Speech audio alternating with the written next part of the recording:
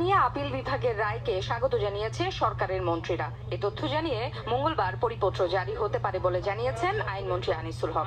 আমরা মনে করি যে আপিল বিভাগের এই রায়টা অত্যন্ত বিচক্ষণ একটা রায় হয়েছে। আপিল বিভাগের নির্দেশ অনুযায়ী সেটার ব্যাপারে পরিপত্র জারি আমরা যথাসম্ভব শীঘ্রই করব। আপনারা জানেন যে আগামীকালকে বন্ধ, সো যদি আমি বলি যে খুব তাড়াতাড়ি হলেও মঙ্গলবারে নাগাদ হতে পারে। ভবিষ্যতে প্রয়োজনে কোটা সংস্কার ও এতে পরিবর্ধন করতে পারবে নির্বাহী বিভাগ। ভবিষ্যতে যদি এটা বাতিল করার প্রয়োজন হয়, সংস্কার করার প্রয়োজন হয়, তাহলে পরে সেটা সরকার করতে পারবে। কেন করতে পারবে? বিকজ এইটা ব্যাপারটা হচ্ছে এটা একটা নীতি নির্ধারণী ব্যাপার।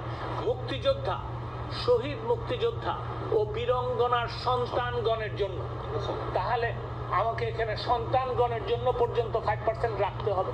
কোটা ইস্যুতে সরকারি চাকরিতে আপিল বিভাগের রায় বাস্তবায়নে ব্যবস্থা নিচ্ছে জনপ্রশাসন মন্ত্রণালয়। জনপ্রশাসন মন্ত্রী বলেন, আদালতের পূর্ণাঙ্গ রায় হাতে পেলেই গ্যাজেট প্রকাশ করা হবে। আদেশটি সার্টিফাইড কপি আমাদের কাছে আসতে হবে। আমরা যেটা, কারণ এটা ত্রুটিপূর্ণভাবে তো আমাদের প্রজ্ঞাপন লিখতে হবে, তো সেটাই তো হচ্ছে আমাদের নির্বাহী আদেশ। নির্বাহী আদেশটা যখন আমরা দিব তখন তো আমাদের পুরো বিষয়টি কিন্তু সার্টিফাইড কপি আমাদের হাতে আসতে হবে। নিজ বাসভবনে জনপ্রশাসন মন্ত্রী জানান, পরিস্থিতি নিয়ন্ত্রণে কারফিউ চলমান থাকলে সাধারণ ছুটিও বাড়তে পারে। এই পরিস্থিতিকে মোকাবেলা করার জন্য আমাদের এটি সহায়ক হিসাবে কিন্তু ছুটিটা ঘোষণা করা হয়েছে। তো আমার মনে হয় যে যতটুকু প্রয়োজন হবে ততটুকু আমরা রাখবো। আইনমন্ত্রীর বাসভবনেই শিক্ষামন্ত্রী বলেন, সরকার এবং শিক্ষার্থীরা সমাধান চাইছে, শুধু সমাধান চাইছে না ষড়যন্ত্রকারীরা। আইনি বা অন্যান্য ধরনের হয়রানির বিষয়টি সেটা শান্তিপূর্ণভাবে যারা এই আন্দোলনে ছিল তাদের সেই ক্ষেত্রে এটি নিয়ে কোনো ভাবার বিষয় নেই।